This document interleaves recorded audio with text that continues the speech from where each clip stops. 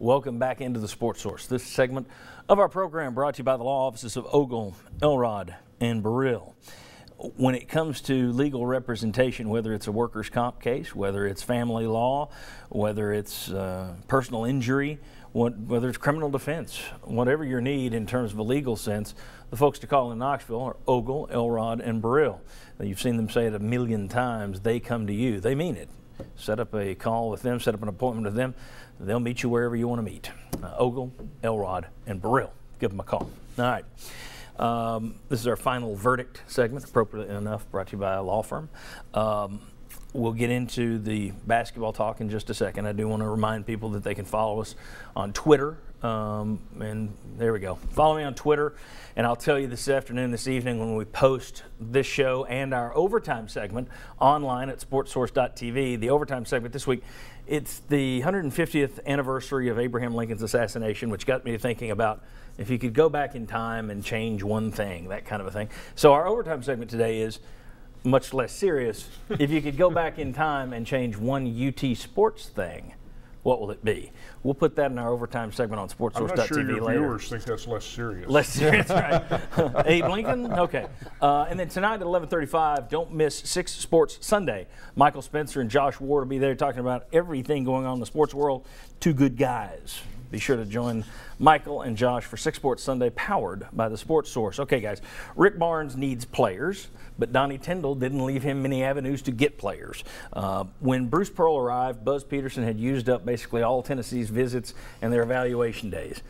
Kind of the same thing for Rick Barnes now. Donnie Tyndall used up 121 of the 130 days that Tennessee had for evaluation. And by days, that's really just contact points. So if you send 4 coaches to watch one kid play in one game, that counts as 4 days. Yep. So you only have 21 of those left for the spring. You only have how many visits left? 5? 5 official visits left. 5 official visits. Here's the question. I mean, he's got a great staff. He's got a tremendous history of recruiting. But is Rick Barnes, given this handicap, and it is a handicap, is he going to be able to build a roster that's even equal to last year's roster? I will jump in there and I'm going to say he will, simply because of the weakness of last year's roster. And who knows, he's got some contacts, some guys who may not have been going to Texas, but guys that he had recruited. So you can sort of build on some stuff that you've already done at another school. I'm going to just go out on a limb and say, yes, he'll surpass last year's roster. Okay. I'll say he won't, because I don't think he's going to go out and get anybody that's going to be first-team All-SEC like Josh Richardson was. You still need can tall I back guys. Up and say last year's recruit? You still need bigs. You still need a point guard, and you've lost your best player. Yeah, you desperately need a point guard. Yeah, and you desperately need bigs.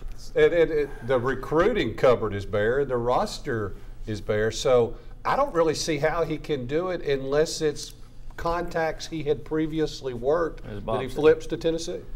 Yeah, I just wonder. Can I change my answer a little bit, because I misread the question? I was talking, can he match last year's recruiting class? That I think he can do. Yeah, roster. I think what you lose. No. But it's, no. I don't even know that he can match. I don't know that he's going to try to match last year's roster. Donnie Tyndall threw a lot of stuff at the wall. 7 or 8 new guys. So no, I don't think he would. But just could think do that if he wanted to. How much tougher it would have been if he couldn't have had the staff come with him that he's bringing.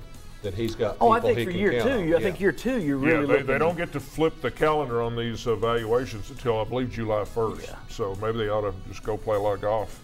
Till then, yeah, absolutely. Sounds good to me. All right. Thanks to all of you for watching. Thanks to these guys for being a part. Be sure to follow me on Twitter, and I'll tell you when we post our overtime segment this afternoon. We'll see you right back here next Sunday for the Sports Source year-round, folks, as we cover UT athletics 365 days a year in 52 days. We'll see you next one.